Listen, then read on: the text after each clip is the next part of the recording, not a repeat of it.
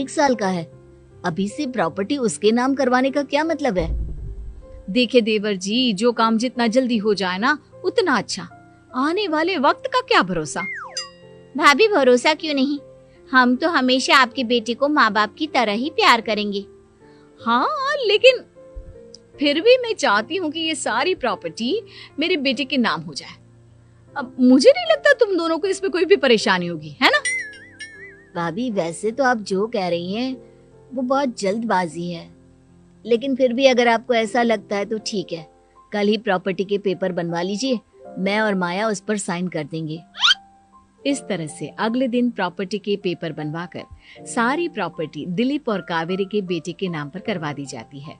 कुछ दिनों के बाद, सुधांशु, सुबह सुबह ये कौन लोग आ गए हैं तुम्हारे घर पर? भैया वो ऊपर वाला कमरा खाली पड़ा था ना, सोच रहा था किराएदार रख देता हूँ। लेकिन किराएदार रखने से पहले आपने हमसे पूछा भी नहीं। भाभी इसमें आपसे पूछने वाली क्या बात थी, हमें एक ही कमरे की जरूरत थी, इसलिए सोचा दूसरा कमरा किराए पर दे देते हैं, कुछ इनकम हो जाएगी।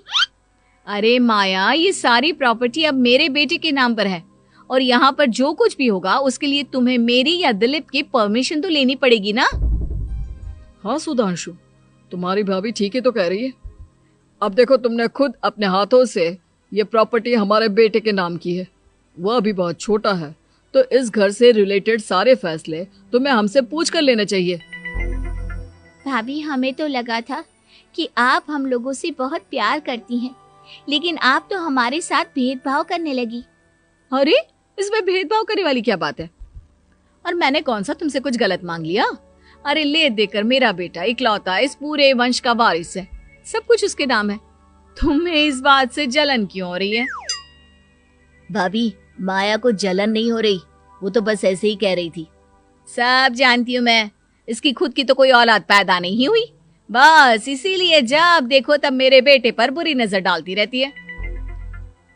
देखो माया, कावेरी तुमसे बड़ी है, वो जैसा कहती है वैसा करो। और वैसे भी इस घर पर अब तुम लोगों का कोई अधिकार नहीं है, वो तो हम लोगों की भलाई समझो जो तुम्हें अभी तक यहाँ रहने दिया है। भैया आप इतने कैसे बदल गए?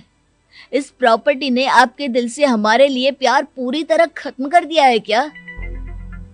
इसी तरह वक्त बीतता जाता है और देखते देखते दिलीप और कावेरी का बेटा प्रणव 25 साल का हो जाता है और उसकी नौकरी लग जाती है। पापा आज मेरा अपॉइंटमेंट लेटर आ गया है, मैंने सिंगापुर में जॉब ज्वाइन कर ली है। लेकिन प्रणव, विदेश में नौकरी करने जाने से पहले तुम्हें कम से कम अपने मम्मी पापा से एक बार पूछना चाहिए था ना। इसमें पूछने वाली क्या बात है माँ, मैं सिंगापुर जाकर जॉब करना चाहता हूँ तो करना चाहता हूँ। देखो प्रणव, हमने तुम्हारे लिए इतनी सारी प्रॉपर्टी यहाँ पर रखी हुई है, उन सब का क्या होगा? यहाँ रहो, बिजनेस करो।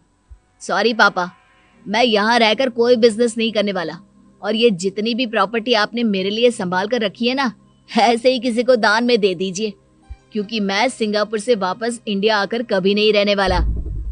दिमाग खराब हो गया है तेरा, जानता नहीं तेरी वजह से हमने तेरे चाचा चाची से लड़ाई करके पूरा घर तेरे नाम करवा दिया था। हाँ तो ऐसा करने से पहले आपको सोचना चाहिए था ना। और मम्मा, मैं तो वैसे भी उस वक्त 1 साल का था, मेरा इस मैटर से कोई लेना देना नहीं है। कैसी बात कर रहा है ये लड़का? अरे तेरी वजह से अपने छोटे भाई से दुश्मनी लेकर बैठा हूं मैंने तो उसे घर से भी निकाल दिया। जानता नहीं तू, बाजू वाले घर में एक छोटा सा कमरा किराए पर लेकर रहते हैं तेरे चाचा चाची, और ये सब मैंने तेरे लिए किया।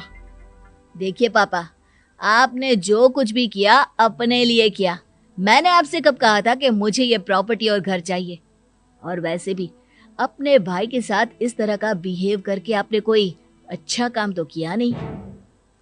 तू सही कह रहा है बेटा, हमने तेरे चक्कर में अपने छोटे भाई जैसे देवर और बहन जैसी देवरानी को इस घर से निकाल दिया। बहुत बड़ी गलती हो गई मुझसे। ठीक है मॉम, तो अब आप अपनी गलती सुधारो, लेकिन मुझे तो फौरन जाना है, मैं वहीं जाऊंगा। अब आगे क्या करना है ये आपका डिसीजन है। और प्रणव सिंगापुर जॉब करने के लिए चला जाता है। कुछ दिनों के बाद जब दिलीप और कावेरी को अपनी गलती का एहसास होता है तो वो सुधांशु के घर पहुंचती है।